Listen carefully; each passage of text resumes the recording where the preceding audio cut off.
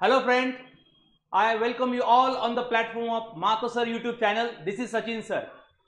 Today we have brought a very snappy video for you people, and we are going to discuss today the second poem of the CBSE 10 syllabus, the named How to Tell Wild Animals by Caroline Wells. This is a very fantastic poem and this very interesting poem that we are going to learn today. बहुत बढ़िया poem है ये, आज उससे हम काफी detail में सीखने वाले हैं. दूसरी बात ये है, this poem is totally informative poem, यानी कि इस पोएम से हमें कुछ वाइल्ड एनिमल्स के बारे में जानकारी मिलने वाली है. पोएट जो है उन्होंने हमें कुछ हेल्प किया है कि how to identify wild animals.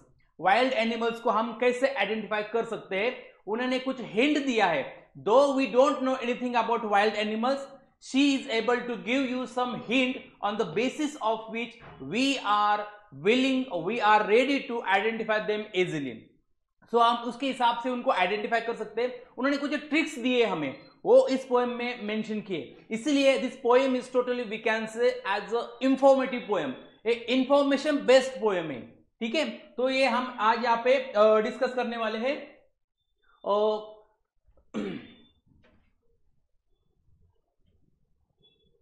Okay, first of all, we must know this poem is informative और humorous poem as well. Humorous का मतलब क्या होता है, थोड़ा जोकिंगली बताने की कोशिश की है. वहां पे थोड़ा आयरनी उसको हम बोल सकते हैं. आयरनी मीन्स व्हाट, एक जो चीज है, इंपॉर्टेंट चीज है, काफी एकदम कैजुअली बताई गई है और वहां पे कुछ अपोजिट चीजें भी मिक्स करके बताया है.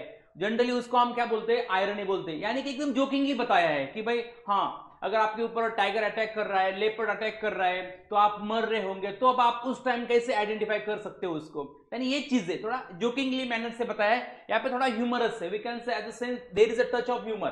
थोड़ा पोएम में क्या है, थोड़ा टच है. ठीक है, उसके पहले पोएम का थोड़ा इंट्रोडक्शन समझते हैं, उसके बाद हम डिटेल में पोएम डिस्कस कर लेंगे. पहली we'll first of all read out the poem, then we'll discuss it stanza by stanza. See, this humorous poem suggests some dangerous ways to identify wild animals. यानी कि हम वाइल्ड एनिमल्स को आसानी से identify कर सकते हैं. पोएट ने हमें खुद हेल्प किया है कि how to identify animals. The poetess has also explain the characteristic of various wild animals in this poem. मैंने जैसे बताया था आपको, this poem is totally informative. यानी कि पोएट ने क्या किया है, पोएटेस ने वाइल्ड एनिमल्स के कुछ कैरेक्टरिस्टिक बताए, so that we can easily understand them and which animal this is. ठीक है, तो ये एनिमल कौन सा है उसको हम आसानी से आइडेंटिफाई कर सकते हो. And important thing is that she has express everything in a funny way. काफी मजे से बता दिया है, मजा करते करते उसने बता दिया है. सो इसको ही जनरली हम ह्यूमरस पोएम बोलते हैं. ठीक है, okay. She has used language in a way that it generates humour. जो भी लैंग्वेज उसने यूज किया है, the way she is talking everything, the she is informing everything by humorous way. इसने जोकिंगली सब बता दिया है. It generates humour. इसकी वजह से वहां पे थोड़ा हमें हंसी भी आता है, यार ऐसे कैसे हो सकता है, इस प्रकार से. She introduces the reader to various kinds of animals like Asian lion. कौन कौन से एनिमल्स के बारे में हमें इंफॉर्मेशन दिया है वो देखिए. यहाँ पे पहला है एशियन लायन. एशिया में जो लायन है, एशियन लायन. ठीक है, there is also two types of lions, one is Asian and second is African. तो यहाँ पे जो बात की गई है, एशियन लायन की बात की है. उसके बाद आता है the Bengal tiger. Bengal tiger की भी बात की जा रही है यहाँ पे. उसके बाद बियर यानी कि जो भालू है उसकी भी बात की है, एटसेट्रा. लेपर्ड की भी बात की है, कैमेलियन की भी बात की है, हाइना की भी बात की है और क्रोकोडाइल की भी बात की है. ठीक है, etc., explaining each of the animals in a very humorous way. She described the hyena. उसने hyena generally the poetess ने hyena को भी explain किया है for its smiling face. Generally जो hyena है वो उसका जो smiling face होता है उसको भी उन्होंने describe किया है. And crocodiles for its tears. crocodile की जो आंखों में जो आंसू आते हैं, when it is shedding tears, तो वो उसका फीचर है, वो भी डिस्कस किया यहाँ पे. Then the poetess describe how the chameleon changes its colour, और लास्ट में जो कैमिलियन होता है उसको भी उसके बारे में भी थोड़ा डिस्कस किया है। जो कैमिलियन होता है वो हम सब डिटेल में तो डिस्कस करने वाले हैं बाद में, ठीक है। ओके, अभी हम पहले पोएम पढ़ते हैं stanza by stanza.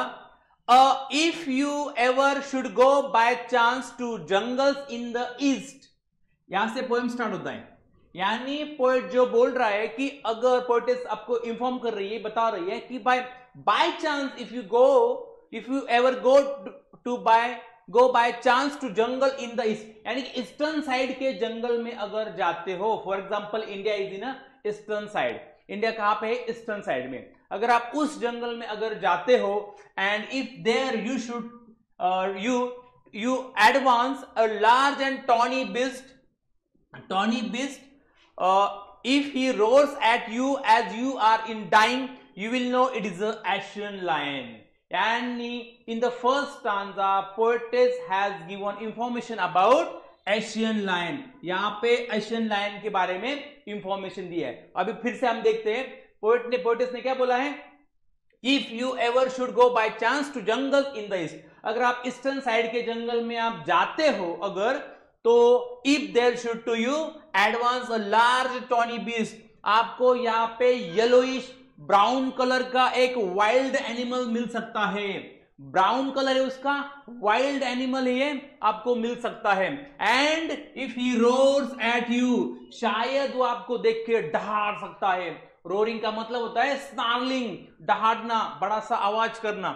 And as you are dying, तो उस आवाज सुन के आप मर सकते हो, आपको बहुत सारी दिक्कतें हो सकती है, प्रॉब्लम हो सकता है। And you will know it is the Asian lion. जब ऐसा सिचुएशन आपके सामने आता है तो आप समझ लेना आपके सामने कौन है, एशियन लायन है। कौन है, एशियन लायन। एक बार फिर से एक्सप्रेशन थोड़ा पढ़ते हम। The poet is telling the readers that how they can recognize various animals in jungle of the east, यानी ईस्टर्न साइड के बहुत सारे जो एनिमल्स है उसके बारे में पोएटेस ने हमें इंफॉर्मेशन दिया है।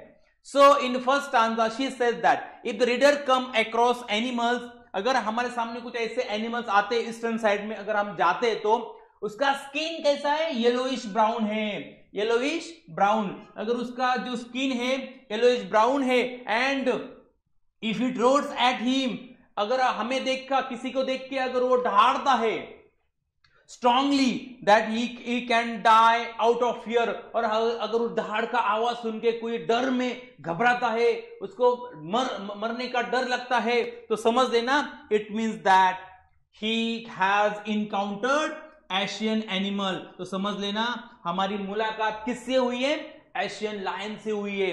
यहां पे हमें समझना है। She has humorously explained Asian lion which could kill a person with its roar. यहाँ पे ह्यूमर जो बताया ना, हम शुरुआत में इंट्रोडक्शन में हमने देखा है दिस पोएम क्रिएट्स ह्यूमर। यहाँ पे ह्यूमर कैसे आता है कि अब जो एशियन लायन है उसके धाड़ से आदमी मर सकता है, उसके आवाज से आदमी मर सकता है। तो ऐसा यहाँ पे बताया है। That means in this way this poem creates humour, है ना, थोड़ा हंसी आता है हमें ये सुन के। तो कैसे एक दहाड़ के एक लायन के दहाड़ से, या फिर जब वो रोर कर रहा है तो उसके आवाज से कोई कैसे मर सकता है। This is everything about first stanza, ठीक है। ओके, यहाँ पे आप देख सकते हो एशियन लायन ही है, ठीक है। The poet says here cautions the readers against the wild beasts found in the jungle. She says if by chance you reach the jungle in the east, you are likely to encounter a large and tawny beast. Tawny beast का मतलब होता है yellowish colour का जो बिस्ट, यानी कि wild animal है, वो आपको यहाँ पे मिल सकता है। और approaching you if it roars loudly at you, जब आपको तरफ देख के और दहाड़ता है तो आप समझ लेना and you feel that you are going to die, आपको दहाड़ से लगेगा कि आप अभी मरने वाले हो, कितना खतरनाक लग रहा है ना। And due to fear then you can be sure that it is a Asian lion. तो तभी तुरंत समझ लेना, अगर हमें पता भी नहीं है तो समझ सकते ये एशियन लायन है, इस प्रकार से, ठीक है। This is all about first stanza in which poetess had discussed and has given information about Asian lion. भले हमें पता भी नहीं हो तो भी हम पता कर सकते इस इंफॉर्मेशन से, ठीक है। Now let us move to next stanza. Or if sometime when roaming round a noble wild beast greets you with black stripes on yellow ground. Just notice if he eats you. This simple rule may help you learn the Bengal tiger to discern. यानी कि Nobel, यहाँ पे एक word आया है Nobel. Nobel का मतलब होता है हाईबॉर्न, एरिस्टोक्रेटिक, बड़ा सा एकदम बादशाह जैसा, किंग है ना, उसके जैसा. इसका रुबाब काफी खतरनाक है, बड़ा सा एकदम बड़ा सा पेश आता है. डिसन का मतलब होता है रिकॉग्नाइज. यानी इस स्टांजा में पोएट ने हमें किसके बारे में बता दिया है? बंगाल टाइगर के बारे में यहां पे बता दिया है. अभी बंगाल टाइगर के बारे में फिर से हम देखते हैं क्या क्या बता है. उन्होंने क्या बोला है? और if sometime when roaming around, और आगे आप थोड़ा घूमते हो. रोमिंग का मतलब क्या है? घूमना है ना. थोड़ा और आप घूमते हो, थोड़ा आगे जाते हो, और noble wild beast greets you, तो आपके सामने एक ऐसा नोबल, एकदम अच्छा लगने वाला एक एनिमल आपके सामने आ सकता है जो काफी एकदम हाईबॉर्न लगता है, ठीक है, अकेला रहता है, आपके सामने आ सकता है. और वो नोबल क्यों है और अच्छा क्यों है? क्यों? With black stripes on a yellow ground. उसका जो स्किन है येलो कलर का, उसके ऊपर ब्लैक स्ट्राइप्स है, यानी कि छोटे छोटे ब्लैक कलर के बेल्ट से उसके, इससे वो काफी बढ़िया लगता है, काफी ब्यूटीफुल लगता है. Just notice if he it's you, वो आपको खा सकता है, ठीक है, वो आपको खा सकता है, आपके ऊपर अटैक कर सकता है. This simple rule may help you learn the Bengal tiger to discern. यानी कि ये सिंपल रूल है, जो एक एनिमल आपके सामने आया, रुबाब में चल रहा है, एकदम बढ़िया सा, काफी ब्यूटीफुल लग रहा है, उसके ऊपर इसको येलो जो उसका स्किन है, उसके ऊपर ब्लैक ब्लैक बेल्ट्स भी है. अगर ऐसा एनिमल जो आपको खा सकता है, आपके ऊपर अटैक कर सकता है, और ऐसा एनिमल आपके सामने आता है, तो वो कौन हो सकता है? बेशक it could be Bengal tiger. The Bengal tiger वो हो सकता है. यहाँ पे we have a little bit image of Bengal tiger. See it can be Bengal tiger. यानी सेकेंड स्टांजा में उन्होंने बंगाल टाइगर के बारे में डिस्कस किया है, ठीक है. देखो, in this stanza the poetess tells us how to identify Bengal tiger. यानी कि पोएटेस ने हमें हेल्प किया है how we can identify Bengal tiger, though we don't no.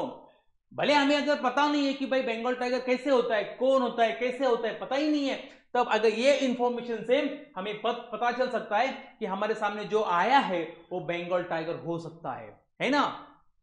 She says that if you are roaming around in the jungle, आप जंगल में अगर घूम रहे हो, come across an animal with black and yellow stripes, अगर आपके सामने ऐसा एनिमल आता है जिसकी स्किन येलो है, उसके बॉडी के ब्लैक ब्लैक बेल्ट से, and the animal starts eating you, अगर वो आपको खाना शुरू कर देता है, यही तो मजे की बात है इसमें. This is the poem is humerus.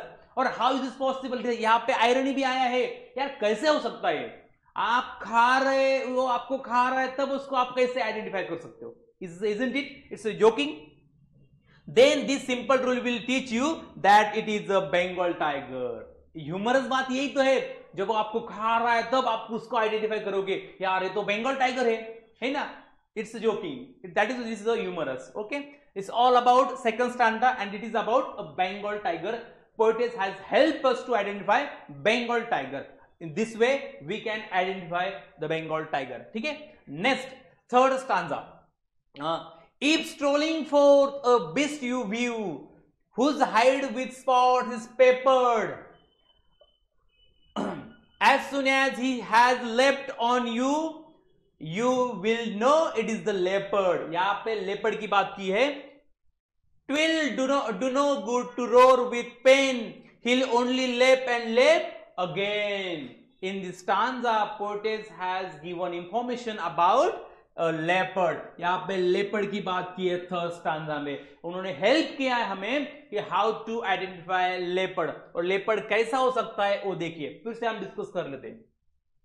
If strolling forth means what? आप अकेले ऐसे ही घूम रहे हो, घूमना कहीं पे, तो ठीक है, casually walking.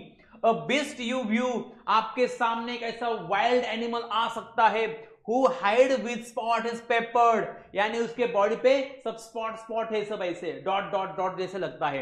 As soon as he has leapt on you, you will know it is the leopard. जब आपके ऊपर वो अटैक करेगा तब आप समझ लेना, जंप करेगा आपके ऊपर तब आप समझ लेना, who is that wild beast? It is a leopard. ये कौन होगा? Leopard. It will do no good to roar with pain, तो आप उस टाइम चिल्लाते रहोगे, तकलीफ में रोते रहोगे, चिल्लाते रहोगे, जोर जोर से आवाज करते रहोगे, एंड ही विल ओनली लेप एंड लेप अगेन, और आपके ऊपर वो जंप करता रहेगा, मारता रहेगा। तब हम उसको आइडेंटिफाई कर सकते हैं, this animal is definitely leopard. How is this possible? वो आपके ऊपर अटैक कर रहा है, आपको खा रहा है, मार रहा है, तब हम हेल्प ऐसे उसको आइडेंटिफाई करेंगे, यानी ये ह्यूमरस है। ठीक है, यहाँ पे देखिए, यहाँ पे हमें जो है लेपर्ड की बात की है, देखो, या this is a leopard. Here the poet says that if you are casually walking in the forest, अगर आप फॉरेस्ट में घूम रहे हो and you come across an animal with black spots, उसका अगर ऐसा एनिमल आपको मिलता है जिसके बॉडी पे ब्लैक स्पॉट्स है on its body, it's going to be leopard, और definitely leopard हो सकता है। The animal is so fast that it will leap on you. Leap का मतलब होता है जंप करना, आपके ऊपर वो जंप कर रहा है at once. There is no escape from him, even if you are cry out in pain. भले आप चिल्लाओ, कुछ भी करो, तो भी आपको छोड़ने वाला नहीं है। He will continue pouncing on you, start eating before you understand that it is a leopard. वो आपको समझने का मौका नहीं देगा, आपके ऊपर वो जंप करता रहेगा, करता रहेगा, करता रहेगा। ठीक है, तो this animal could be leopard. यहां पे हमें थर्ड स्टांजा में पोएटेस ने हमें हेल्प किया है to identify this animal. Okay, now let's move to next stanza. if when you are walking round your yard, you meet a creature there who hugs you very, very hard, be sure it is a bear.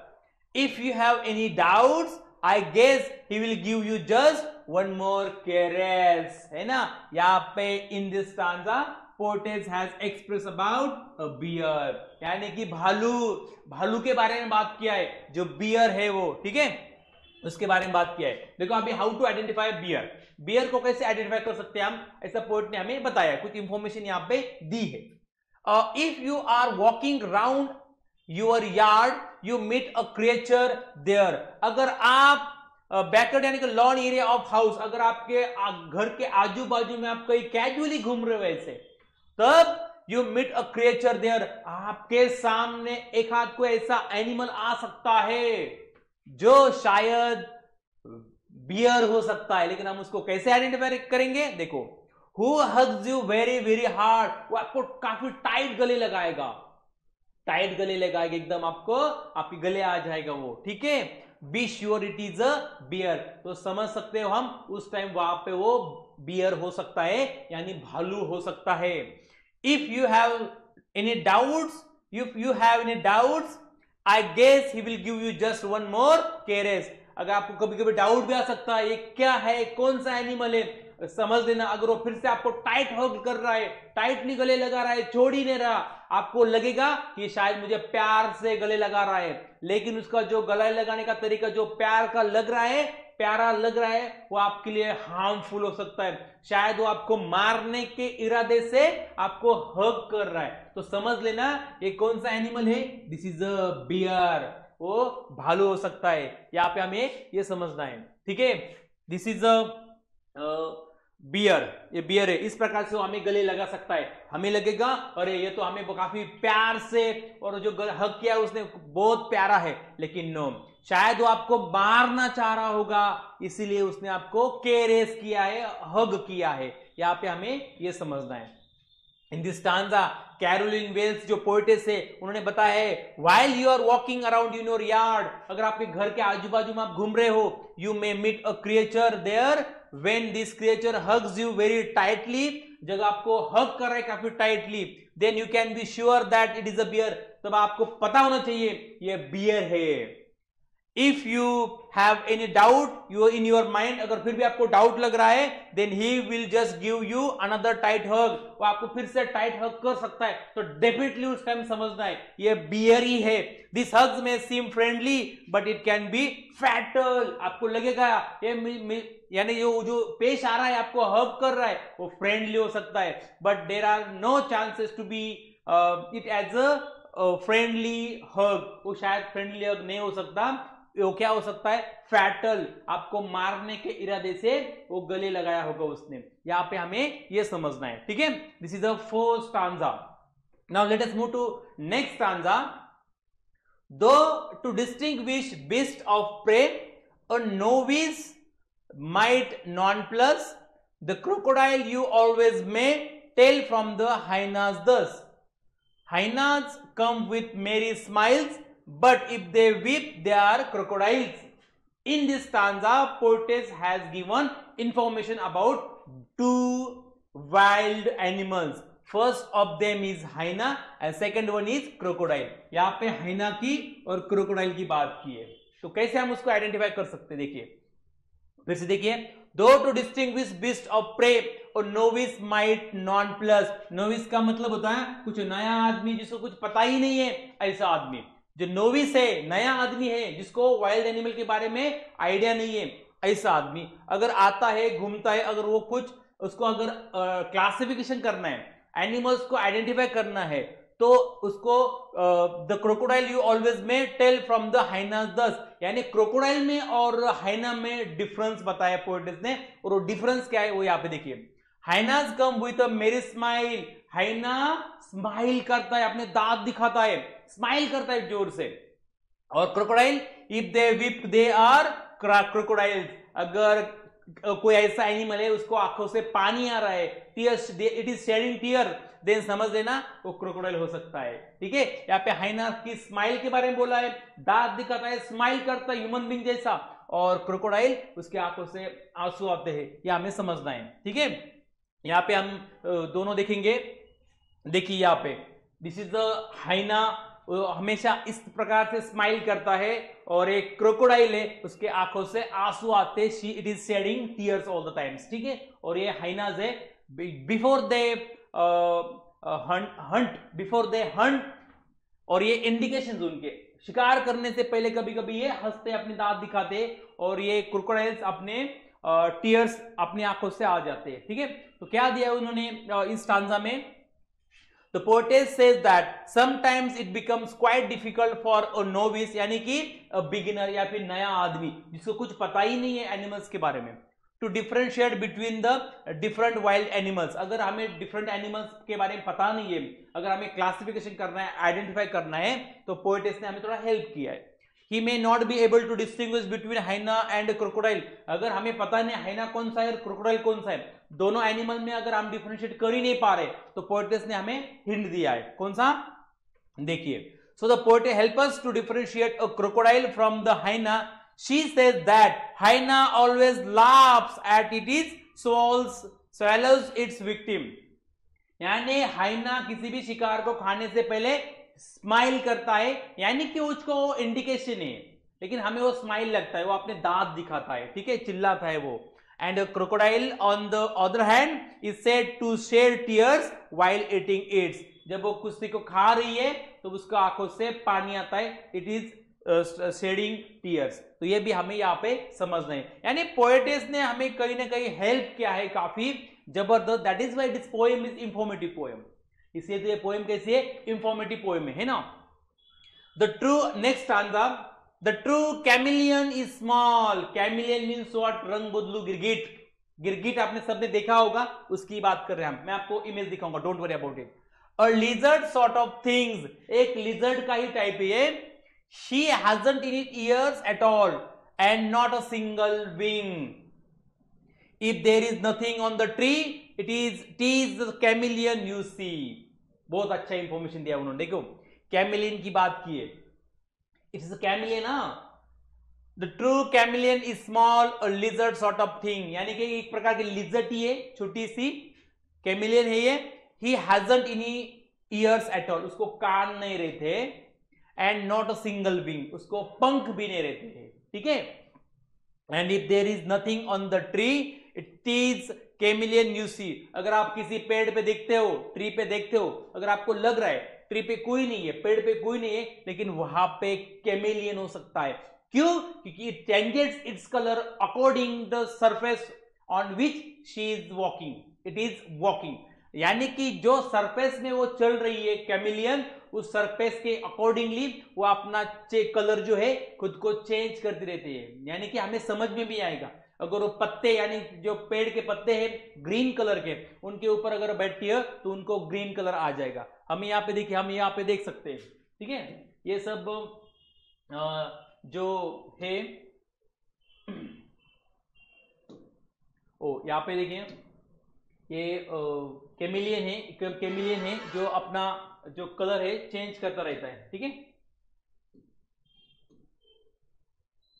Yes, ये देखिए यहाँ पे आप उसको समझ सकते हैं, this is a chameleon, और अपने शिकार को पकड़ता है वो भी, और अकॉर्डिंग टू द सरफेस वो अपना कलर चेंज करता रहता है। यहाँ पे देखिए ये इस टाइप का भी कलर उसमें आ जाता है कभी। It's nature has made it, nature ने उसको ऐसा बनाया उसके लिए, यानी कि उसको सेफ्टी के लिए, प्रोटेक्शन के लिए ऐसा बनाया है, ठीक है। यानी हमें उस टाइम अगर यहाँ पे समझना है तो अगर ऐसा एनिमल है जो कलर बदल सकता है, हमें भले लग रहा है, पोएट ने हमें बताया, पोएटिस ने, कि भले आपको लग रहा है कि पेड़ पे कोई नहीं है, लेकिन पेड़ पे कैमिलियन हो सकता है, क्योंकि उसने उस प्रकार का कलर खुद को अडॉप्ट किया होगा, ठीक है, खुद में लाया होगा। इसलिए हमें कंफ्यूजन हो रहा है कि कौन से पत्ते, कौन सा पेड़ है और कौन सा कैमिलियन है, शायद समझ में भी नहीं आएगा, है ना, इस प्रकार से, ठीक है। ओके, स्टांजा में क्या बोला देखिए पोएटिस ने, इन this stanza the poet's describe the chameleon, she says that a true chameleon is a small animal, एक छोटा सा एनिमल बताया ये, it resemblance A lizard, lizard जैसा ही होता है। इट डजंट हैव ईयर और विंग्स, इसको ना कान होते ना पंख होते हैं। The poetess says that if you are not able to see anything on the tree, अगर आप पेड़ पे कुछ नहीं देख पा रहे हो, then chances are there that a chameleon is sitting there, वहां पे कैमिलियन हो सकता है, क्योंकि आप उसको आइडेंटिफाई नहीं कर पाओगे, क्योंकि उसका और पेड़ का कलर सेम हो सकता है।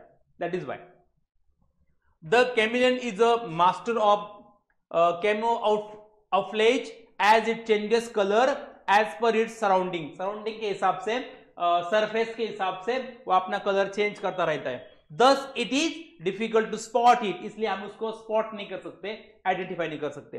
This attribute help is to escape, मैंने बता दिया ना, नेचर ने उसको प्रोटेक्शन के लिए फीचर उसमें डाला है, खुद का वो प्रोटेक्ट कर सकता है खुद को वाइल्ड एनिमल से, या फिर जो उसका शिकार करने वाले हैं उससे वो खुद को बचा सकता है। इट कैन बी सेव्ड, ठीक है, यानी नेचर ने उसको हेल्प किया है सेव करने में, ठीक है।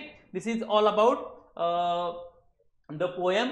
ये पोएम क्या, यानी कि इंफॉर्मेटिव पोएम है। सब स्टांजा में जो 6 स्टांजा है, सब में उन्होंने, पोएटिस ने हमें काफी हेल्प किया है, जो वाइल्ड एनिमल्स है, डिफरेंट टाइप्स ऑफ एनिमल्स है, उनको आइडेंटिफाई करने का हेल्प किया है। अभी इस पोएम में ना कुछ पोएटिक डिवाइस है जो काफी इंपॉर्टेंट होते हैं और उस पर काफी क्वेश्चन आ सकते हैं। इसमें इमेज आपको पूछे जा सकते हैं, सिंबल्स पूछे जा सकते हैं, फिगर ऑफ स्पीच आपको पूछे जा सकते हैं, ठीक है, राइमिंग स्कीम आपको पूछे जा सकते हैं।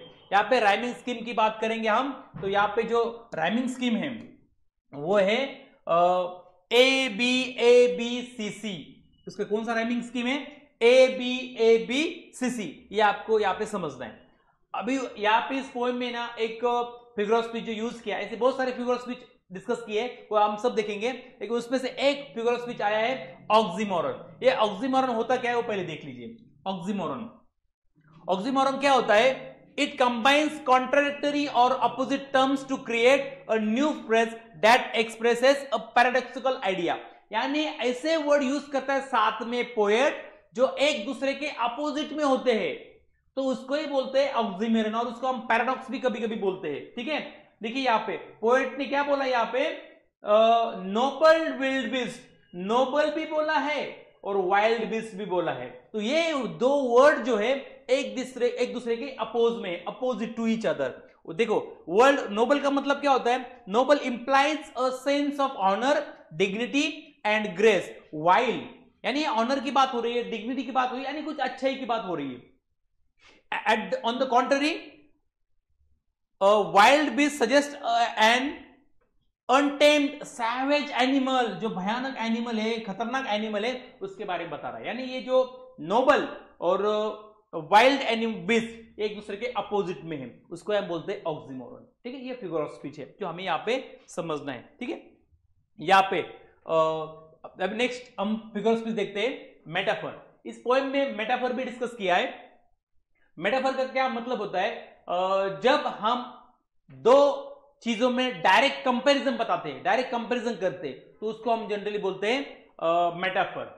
और इनडायरेक्ट कंपैरिजन है तो हम उसको बोलते हैं सिमिली। ठीक है, यहां पे देखिए, this poetic device is used when a covert comparison is made between two different things और आइडियाज। जब अलग अलग चीजों में हम कंपैरिजन करते हैं, डायरेक्ट कंपैरिजन करते हैं, तो वहां पे मेटाफर आएगा। इस पोएम में भी मेटाफर उन्होंने यूज किया है, यानी कि काफी अच्छे इंपॉर्टेंट ये मेटाफर जो फिगर ऑफ स्पीच है उससे पोएम काफी इंपॉर्टेंट बनती है, फिगरेटिव बनती है, इंटरेस्टिंग बनती है। यहां पे देखिए, नोबल विल्ड बिस्ट, यानी कि जो है जो बिस्ट है, नोबल टाइगर है, उसको नोबल बिस्ट, वाइल्ड बिस्ट भी बोला गया है। तो ये दिस इज द मेटाफर, यहां पे हमें समझना है। ठीक है, नेक्स्ट अलिट्रेशन। अलिट्रेशन भी काफी इंपॉर्टेंट फिगर ऑफ स्पीच है।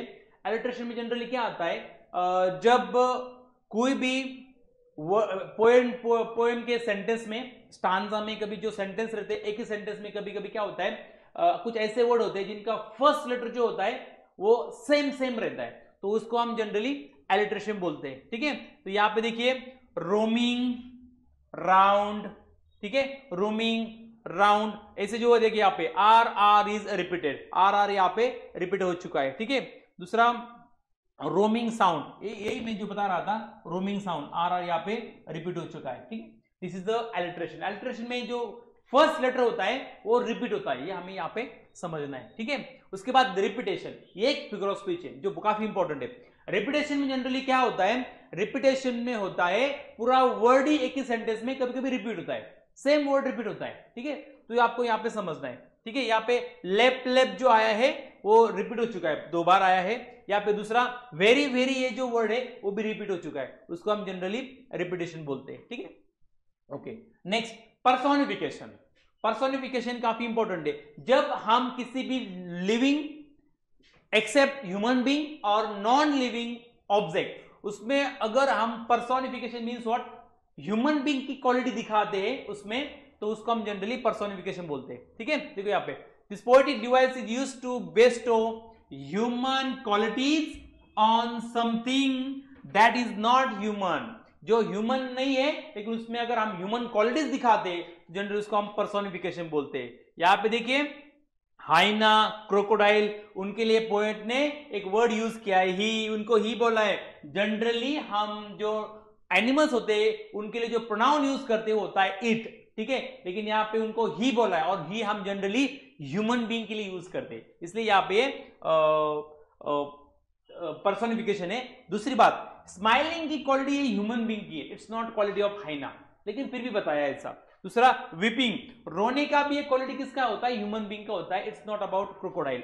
ठीक है, तो यह भी, ये सब ह्यूमन इमोशंस है, फीलिंग्स है और एक क्वालिटीज है, जो सब वाइल्ड जो बीस्ट है, ये वाइल्ड एनिमल्स है, इनमें सब वो क्वालिटीज दिखाई है। ठीक है, ओके, यहाँ पे आयरनी भी है, मैंने बताया ना, अपोजिट थिंग्स अगर आती है तो उसको हम आयरनी बोलते हैं। Irony is a poetic device that is used by the poetess to bring humour, humour लाने के लिए।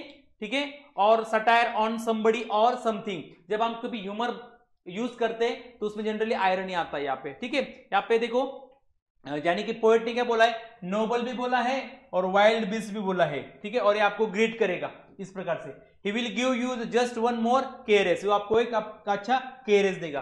तो इस प्रकार से दिस इज आयरनी। ठीक है, नेक्स्ट इन्वर्जन।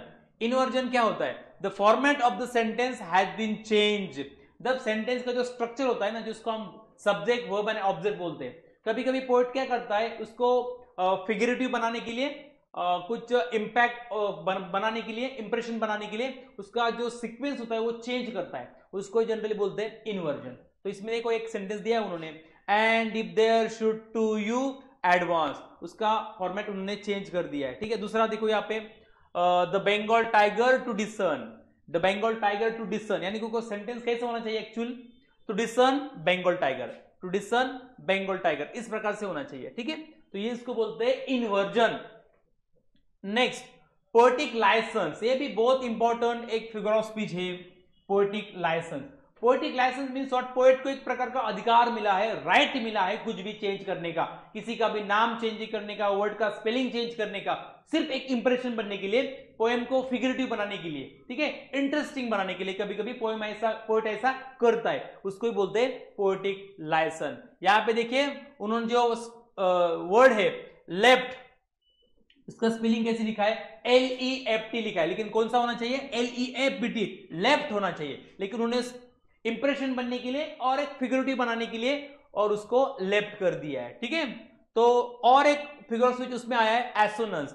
एसोनेंस मींस क्या होता है, prominent sound of the vowel, जो वोवेल साउंड होता है कभी कभी एक वर्ड में बार बार आता है, उसको हम जनरली एसोनेंस बोलते हैं। यहां पे देखिए strolling forth a beast you view whose hide with spots do no goods to roar. यहां पे देखो ओ ओ ओ कितनी बार आया देखिए, यानी कि ये उसको बोलते हैं एसोनेंस, यानी कि एक की जो जनरली वोवेल साउंड है वो बार बार हर एक वर्ड में रिपीट होता है, तो उसको हम जनरली बोलते हैं एसोनेंस। ये हमें यहाँ पे समझना है, ठीक है। तो this is all about this poem, यानी कि ये जो 6 स्टांजा दिए पोएट ने यहाँ पे, सब पोएम में उन्होंने कुछ ना कुछ एनिमल्स और वाइल्ड एनिमल्स की बात की है, जिसके बारे में अगर हमें पता भी नहीं है तो वो थोड़ा हमें हेल्प हो सकता है। अगर हमने ये पोएम पढ़ी भी है तो at least we are able to identify the wild animals, थोड़ा भी हमें बेस होगा, इंफॉर्मेशन होगा, तो हम उस वाइल्ड एनिमल को आइडेंटिफाई कर सकते हैं। इसलिए ये पोएम को इंफॉर्मेटिव पोएम बोला है, इंफॉर्मेशन देने की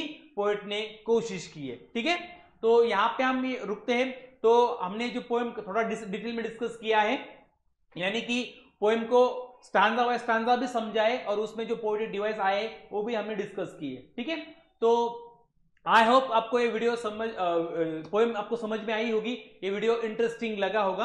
अगर आपको वीडियो इंटरेस्टिंग लगा होगा तो आप जरूर देखना, पूरा वीडियो देख लेना, और आपको अच्छा लगा होगा तो आपको दोस्तों के साथ ये शेयर जरूर कर देना। अगर अभी तक हमारा अपने चैनल जो है हमारा अगर सब्सक्राइब नहीं किया होगा तो सब्सक्राइब कीजिएगा और बेल आइकन बटन पे प्रेस कीजिएगा, ताकि आपको हर एक नया वीडियो का नोटिफिकेशन मिलता रहेगा, ठीक है। तो हम यहाँ पे जो देखिए हमारे यहाँ पे ऑनलाइन और ऑफलाइन बैचेस भी चलाए जाते हैं। हमारा जो कोचिंग सेंटर है सिलवास में, तो स्पेशली टोकरखाड़ा में एजुकेशन पॉइंट क्लासेस है, यहाँ पे 6 to 12 तक के क्लासेस होते हैं, जहाँ पे हम CBSE और गुजरात बोर्ड को हम पढ़ाते हैं। हमारे पास बेस्ट एंड बेस्ट फैकल्टी है, ठीक है। तो यहाँ पे काफी डिटेल में आपको पढ़ाया जाता है। आपको अगर आपको एडमिशन के लिए कुछ इंक्वायरी करना है तो आप एक सेंटर पे एक बार जरूर विजिट कीजिएगा, ठीक है। तो आपको यहाँ पे पूरा इसमें डिटेल में इंफॉर्मेशन आपको मिल जाएगा आपको, ठीक है। आप यहाँ पे हमारा कॉन्टैक्ट नंबर भी है 8140080262, इस पर भी आप कॉन्टैक्ट कर सकते हो, ठीक है। तो जनरली क्या है, यहाँ पे आपको सेटिस्फेक्शन जरूर मिलेगा, क्योंकि यहाँ पे बेस्ट एंड बेस्ट फैकल्टी है, और हम यहाँ पे जो पढ़ाते हैं हमारा जो फोकस होता है वो होता है कॉन्सेप्चुअल क्लैरिटी पे। तो कॉन्सेप्चुअल क्लैरिटी बहुत इंपॉर्टेंट है, तो ये हमारा जनरली मोटो है, और ठीक है। तो आपको ये वीडियो अच्छा लगा होगा तो आप जरूर दोस्तों में शेयर कीजिएगा, ठीक है। तो आई थैंक यू हियर। अगर आपको कुछ क्वेरी होगा तो कमेंट भी जरूर कर देना, क्योंकि आपके कमेंट हमें मोटिवेट करते हैं आगे की वीडियो बनाने में।